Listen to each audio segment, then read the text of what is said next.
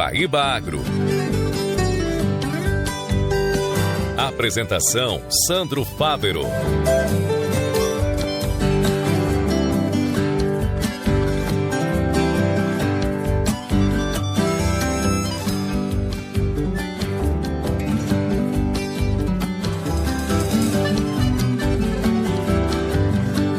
Olá, caro guaibeiro, estamos abrindo mais um Guaíba Agro. Hoje é quinta-feira, 23 de julho de 2026. Nosso programa tem um oferecimento do Senar RS, força para o agro, força para movimentar toda a sociedade, e Banrisul. No Banrisul, consignado estadual com até 6 meses para começar a pagar. Guaíba Agro tem na mesa de áudio Daniel Zucco e Cleiton Lopes, as gravações e edições de Rafael Baldez, coordenação de central de Guilherme Silveira, a gerência de jornalismo de Rafael Sequim, direção-geral de Claudinei Girotti, edição e apresentação de Sandro Fávero.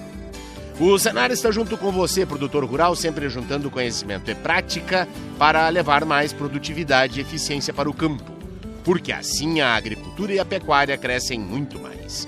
Senar RS, vamos juntos pelo seu crescimento. No Banrisul, consignado estadual com 6 meses para começar a pagar e taxa de 1,69%. Tem agro, tô na Guaíba.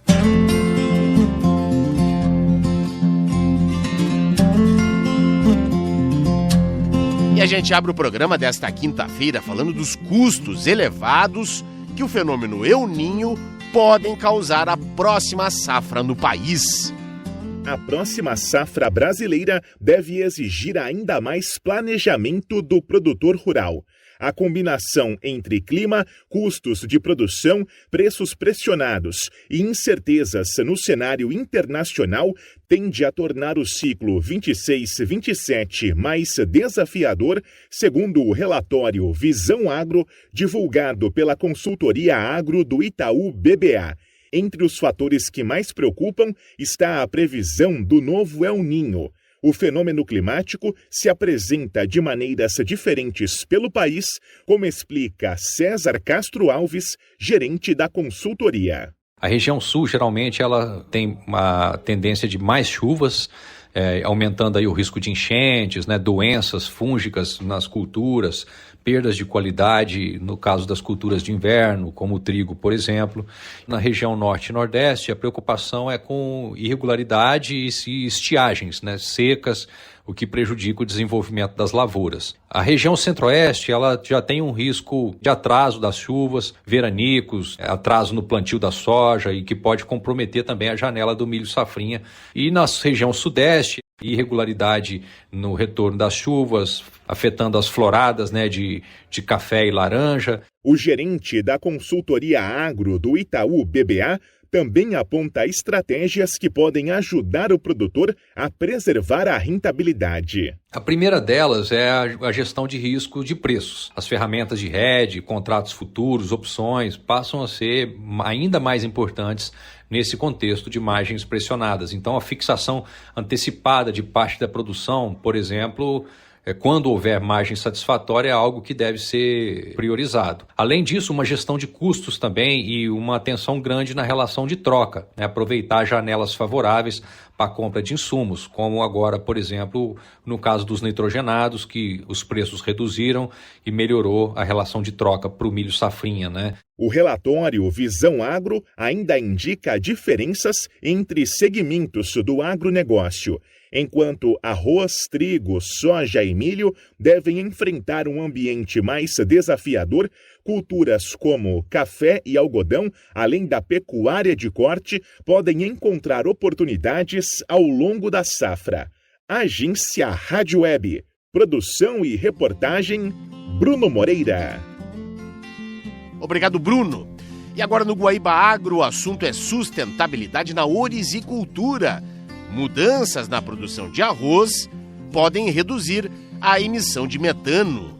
O Rio Grande do Sul é um case de sucesso na redução de metano em lavouras de arroz. Os dados foram apresentados durante o painel. Menos metano, mais futuro.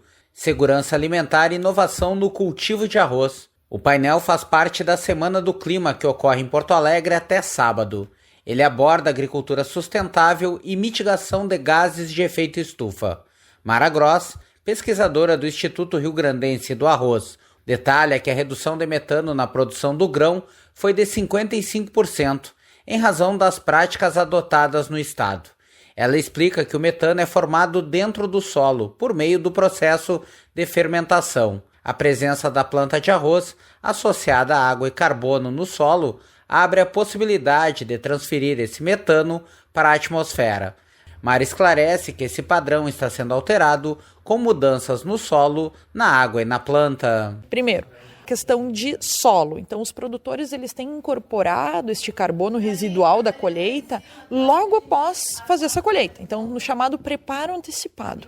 Depois, nós temos o outro fator, a questão de planta.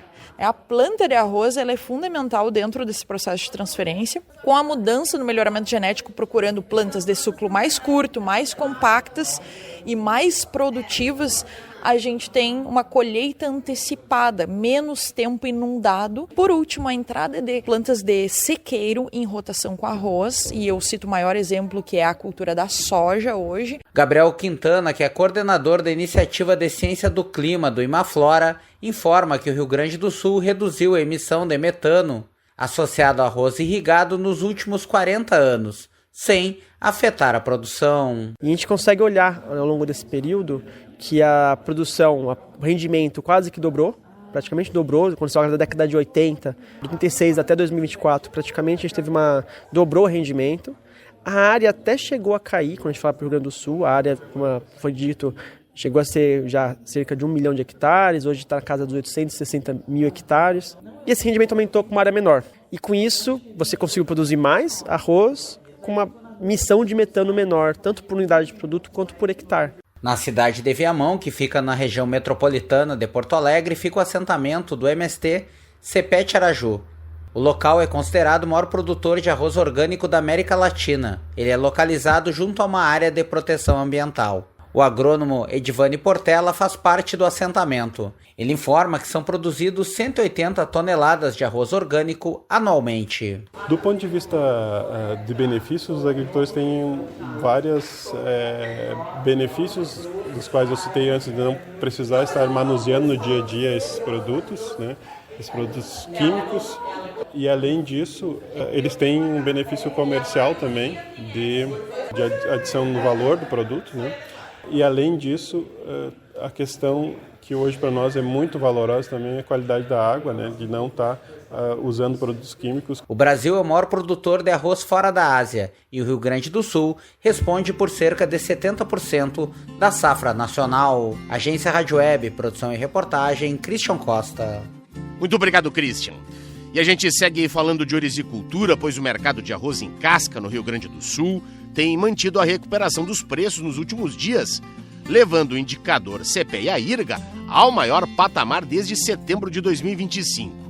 Conforme o indicador, nesta semana a saca de 50 quilos no estado gaúcho estava em R$ 65,59, uma variação positiva de 2,07% e de 8,90% no mês. A oferta restrita dos produtores, a necessidade de recomposição dos estoques pelas indústrias e o aquecimento do mercado externo sustentam estas cotações. Segundo pesquisadores do CPEA, os vendedores permanecem seletivos à espera de novas altas, enquanto parte das indústrias eleva pontualmente suas ofertas. Outras, no entanto, limitam as compras diante da dificuldade de repassar ao mercado de beneficiados o aumento dos custos da matéria-prima. Com isso, a liquidez permanece moderada. Bom, e agora a gente vai tratar de bubalinocultura aqui no Guaíba Agro, pois um evento na Estação Experimental Agronômica da URGS, a Universidade Federal do Rio Grande do Sul, no campus de Eldorado do Sul, terá entre as atrações um assado de carcaça de búfalo. A Estação Experimental Agronômica da URGS, em Eldorado do Sul, abrirá suas portas para a comunidade no sábado 15 de agosto, para a segunda edição do Porteiras Abertas. Inspirado no tradicional Portas Abertas da Universidade, o evento oferece um dia gratuito de atrações que unem ciência, cultura, gastronomia e contato direto com o campo, incluindo uma novidade, o assado de carcaça inteira de búfalo. A realização é da Estação Experimental Gastronômica da URGS, em parceria com a Associação Gaúcha de Criadores de Búfalos, a Ascribu, e a Associação Brasileira de Criadores de Búfalos, a ABCB, que há um ano colaboram com o evento. Inclusive, o rebanho de búfalos da Estação Experimental tem origem em matrizes doadas por produtores associados à Ascribu. De acordo com a responsável pela estação, a médica veterinária Verônica Rolim, o objetivo principal do Porteiras Abertas é dedicar um dia para receber o público em geral na estação. Nesse dia, a gente vai estar com as porteiras abertas para receber a comunidade em geral, que vive no entorno da Estação Experimental. Também o pessoal da própria universidade, que não conhece a Estação Experimental, um dia especial dedicado a isso. Também escolas. Ele é um evento inspirado no Portas Abertas da universidade, que acontece em Porto Alegre, em que a gente convida, em especial também as escolas, para que os alunos do ensino médio, ensino fundamental, já conheçam as profissões e se identifiquem, para mais adiante virem fazer vestibular e conhecer os cursos que acontecem dentro da universidade. Segundo Verônica, a participação da Ascribu e da ABCB no evento tem um papel estratégico de aproximar o público da bubalinocultura, ainda pouco conhecida, fora do meio rural. Muitas pessoas que passam diariamente pela BR-290, segundo Verônica, as margens da Estação Experimental da URGS em Eldorado do Sul, sequer sabem que há búfalos no local. A médica veterinária lembra que na edição do ano passado, 1.500 pessoas participaram. Para o vice-presidente da Ascribu, Rafael Gonçalves, a participação no Porteiras Abertas marca uma nova etapa da parceria iniciada em 2018 entre a entidade e a universidade, além de reforçar a aproximação com estudantes e futuros profissionais do agronegócio. O dirigente reforça que a ação terá como destaque a promoção da carne de búfalo. Segundo Gonçalves, a colaboração começou com a doação de 8 animais para a formação de um rebanho experimental na estação da URGS. Este plantel evoluiu e plenamente foi alcançado todos os objetivos que na época se almejava, que era de ter dentro da academia, dentro da URGS, uma criação de búfalos que permitisse aos alunos, aos futuros profissionais de veterinária, zootecnia, agronomia, aproximar-se da bubalinocultura. O animal será abatido no frigorífico Belmonte de Nova Brécia, empresa que recentemente passou a comercializar uma linha de cortes identificados como carne de búfalo na rede Shopping de Carnes. Para Gonçalves, a iniciativa amplia a visibilidade da bubalinocultura e permite apresentar ao público a qualidade da carne produzida no estado. Além do assado de carcaça inteira de búfalo, que estreia nesta edição, os visitantes poderão conferir uma série de atividades gratuitas. Também ocorrerá feira com artigos de produtores rurais da região, incluindo salame de búfalo, degustação de doce de leite e queijo de búfalo. O Porteiras Abertas contará ainda com a mostra de búfalas premiadas com as matrizes Cristal e Cachoeira em exposição. Da agência AgroEffective, Arthur Chagas. Muito obrigado, Arthur. E a gente vai falar agora da Expo Inter 2026 aqui no programa. Estão abertas até domingo, dia 26, as inscrições para o evento Rodadas de Negócios Internacionais da AgroBR, que vai acontecer durante a feira, de 29 de agosto a 6 de setembro, no Parque Estadual de Exposições Assis Brasil, em Esteio. Durante o evento, produtores selecionados terão a oportunidade de se conectar diretamente com compradores internacionais, apresentar seus diferenciais e abrir caminhos para a exportação. A ação é voltada especialmente para quem busca ampliar sua atuação e posicionar seus produtos no mercado global. E agora um recado para as mulheres do campo. A Agência Nacional de Assistência Técnica e Extensão Rural, a ANATER, está com uma chamada pública para selecionar projetos de assistência técnica. A chamada pública vai contemplar mulheres em todas as regiões do país. É destinada, por exemplo, a agricultoras familiares, assentadas da reforma agrária, quilombolas, indígenas e extrativistas. Os projetos selecionados vão contar com profissionais na assistência técnica para apoiar as produtoras rurais na organização da produção, no acesso às políticas públicas, na adoção de práticas agroecológicas, na comercialização e no fortalecimento das organizações coletivas. Quem explica é a presidente da Agência Nacional de Assistência Técnica e Extensão Rural, ANATER, Loroana Coutinho de Santana. Eles estarão realizando um acompanhamento desde a produção perpassando pelo processamento, pela gestão das organizações, né, sejam elas individuais ou coletivas, até a comercialização dos produtos. Então, esse profissional é justamente a espinha dorsal para o fortalecimento dessas mulheres, né, para que elas possam, a exemplo, vislumbrar ações no âmbito da sua produção, para que elas possam gerar renda, possam ter organização na sua unidade. A agricultora familiar Ilneia Barros participou de um curso de assistência técnica e extensão rural e conta como foi o acompanhamento. Fiz extensão rural para que eu pudesse beneficiar os meus produtos. E através da Anater, as nutricionistas, o pessoal, me deram toda suporte para que eu viesse a ter um desempenho legal no campo e poder vender a minha mercadoria.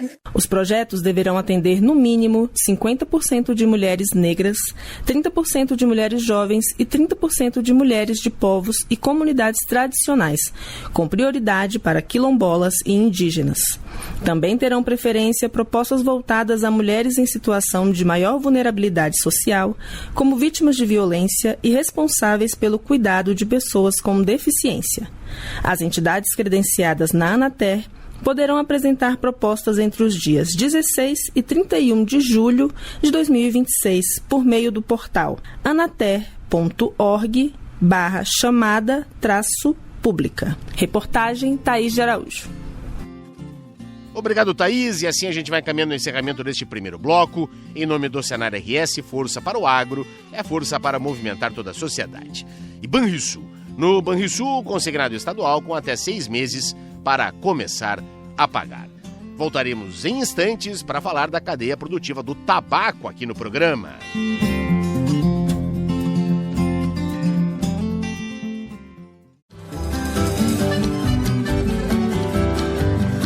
Estamos de volta com o segundo bloco do Guaíba Agro desta quinta-feira, dia 23 de julho de 2026, com oferecimento do Senar RS, que está junto com você, produtor rural, sempre juntando conhecimento e prática para levar mais produtividade e eficiência para o campo, porque assim a agricultura e a pecuária crescem muito mais. Senar RS, vamos juntos pelo seu crescimento.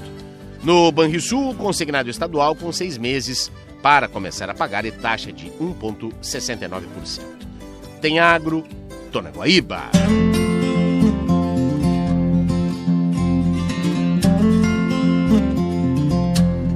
Bem, agora neste segundo bloco nós vamos falar da tarifação de produtos brasileiros pelo governo americano. O presidente do Sindicato das Indústrias do Tabaco, Sinditabaco, Valmor Tezin, explica no programa por que a cadeia produtiva deve ser uma das mais afetadas pela medida. É mais um tarifaço. Nós já tivemos esse mesmo problema, não é, no ano passado, e o que pode se esperar, não é, diante deste novo anúncio, desta nova medida americana, em se sabendo que nós temos um produto específico que é produzido, industrializado, não é, para os Estados Unidos, para o mercado americano. Sim, bastante preocupante essa situação novamente. Já vivemos isso no ano passado. E desde o início a gente sempre tem nos manifestado junto à imprensa e junto à Fiergs, junto à CNI, junto ao MDIC, que essas taxas trazem grande preocupação e impactos diretos sobre a competitividade do tabaco brasileiro no mercado americano. Certo. E um exemplo disso foi o ano passado, quando a partir de agosto então veio a taxa de 50%, quando nós já tínhamos embarcado 60% dos volumes no ano passado, e mesmo assim nós tivemos uma redução de 23% no ano passado nas exportações para os Estados Unidos. Certo. Este ano o cenário se agrava mais ainda, porque ao final de junho nós exportamos 31% a menos para os Estados Unidos. Certo. E vale lembrar aqui com uma taxa de 10%. Agora com essa taxa, sobretaxa de 25%, provavelmente nós teremos um impacto significativo nas exportações. O que pode chegar a mais, então, a 50% até o fim do ano, presidente? Nós estimamos, junto com as empresas associadas, pegando o histórico do ano passado. Veja bem, ano passado, em agosto, e final de julho e início de agosto, já tínhamos embarcado 60%. Certo. Aí tivemos uma redução de 23%, de 250 milhões para 195 milhões. Entendi. Este ano, com a taxa de 10% agora, até junho, nós tivemos uma redução de 31%. Tá bem. Então, nós estimamos aí, provavelmente, se manter essa sobretaxa até o final do ano, uma redução aí de 40% a 45% das exportações para o mercado americano. Tá bem. Essa exportação, ela é de produto manufaturado já. É um cigarro mesmo e é de uma variedade em específica, presidente? São estilos específicos. As Certo. variedades como Virginia, Burley, Isso. nós exportamos para o mundo inteiro. Ok. Inclusive o mercado americano. Agora, a classe, o estilo de como ele é produzido, ele é específico do mercado americano. Entendi. Né? Então, o que diz que não é que é impossível colocar em outros mercados, mas é bastante difícil. Até porque, como o Brasil é o maior exportador de tabaco há mais de 30 anos, é difícil tu alocar um volume tão significativo em mercados que nós já temos. Certo. Com relação à pergunta, não é cigarro o produto final. Tá. É o tabaco manufaturado, que ele é processado de acordo com a classe e o estilo que o cliente determina, que é a matéria-prima que os fabricantes de cigarro necessitam no exterior para fabricarem o cigarro. Perfeito, tá certo. Bom, representa quanto das exportações brasileiras no mercado europeu? O mercado americano? Historicamente, o Brasil sempre vem exportando em torno de 9% para o mercado americano. Certo. Umas 40 mil toneladas e 250 milhões de dólares. Tá. E isso se interrompeu ano passado, então, quando tivemos uma queda de 23%. E este ano, provavelmente, mantida essa taxa aí, até o final do ano, uma quebra aí das exportações para os Estados Unidos na ordem de 100 milhões de dólares. Tá certo. Presidente, quais as ações que estão sendo pensadas a partir de agora, enfim, junto à própria Apex Brasil, ao governo federal, os próprios importadores? Quais são as medidas a serem adotadas ainda? É um trabalho conjunto, principalmente aí com a Fiergs, com a CNI. Tá. E na sexta-feira nós tivemos uma reunião com o MDIC. O MDIC fez uma reunião com várias cadeias produtivas do Brasil, que vão do têxtil, madeira, móveis, pneus. O tabaco estava presente, onde é que nós colocamos as nossas preocupações que eu relatei há pouco aqui. Tá. E na maior parte das associações do Brasil, e o que não é diferente para nós, só tem uma saída. Tá. Negociar, diplomacia. Tá. Para que se ache uma maneira de acomodar, tirando as taxas ou reduzindo-as significativamente. Do contrário, nós vamos perder esse mercado e provavelmente os americanos, então, vão buscar essa matéria-prima em outros mercados, que o Brasil tem grandes concorrentes, principalmente na África, mas também na Ásia, e nós vamos acabar abrindo mão dessas divisas que são tão importantes para o Brasil e que traz uma geração de riqueza para os produtores integrados, empregos diretos na indústria. Tá bem. Para encerrar, presidente, essa matéria-prima que é, então, fruto das exportações para os Estados Unidos, ela já foi toda comprada pela indústria ou ainda ela está estocada com os produtores? Não, ela foi toda comprada pela indústria. Por quê? Um ciclo de produção, ele é 18 meses, tá? Certo. Então, ano passado, no primeiro semestre, os volumes indicados pelos clientes americanos foram contratados pelos produtores integrados, certo. Foi fornecido o pacote de insumo, os produtores produziram esse tabaco e nós, pela lei de integração, adquirimos esse volume no primeiro semestre desse ano. Ou seja, ele está todo dentro das empresas associadas. E precisa ganhar um destino, problemão. não é, presidente? Pois é. Tá certo. Quero agradecer ao presidente Valmor Tesin, do Sinditabaco, do Sindicato das Indústrias do Tabaco, e desejar sucesso aí nessas negociações. A gente sabe, não é, toda a dificuldade que não é, já passou por esse problema no ano passado, agora novamente, e está toda a cadeia produtiva aí do tabaco, a fumicultura gaúcha, não é, muito apreensiva diante dos novos desdobramentos. Muito obrigado, presidente, uma boa semana, que as soluções surjam da maneira mais rápida possível. Que assim seja, Sandro. Obrigado pela oportunidade. Um grande abraço.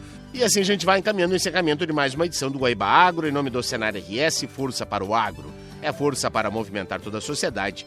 E Banrisul, no Banrisul, consignado estadual, com até 6 meses para começar a pagar. Para você que perdeu alguma parte desta edição ou quer acompanhar novamente, acesse o nosso canal Guaíba Agro no Spotify, no YouTube, Deezer, ainda no Amazon Music. A gente se reencontra nesta sexta-feira. Nos reencontraremos nesta sexta-feira, às 5 da manhã, também às 11h30 da noite, abrindo e fechando a programação de jornalismo aqui da Guaíba. Até lá e um grande abraço.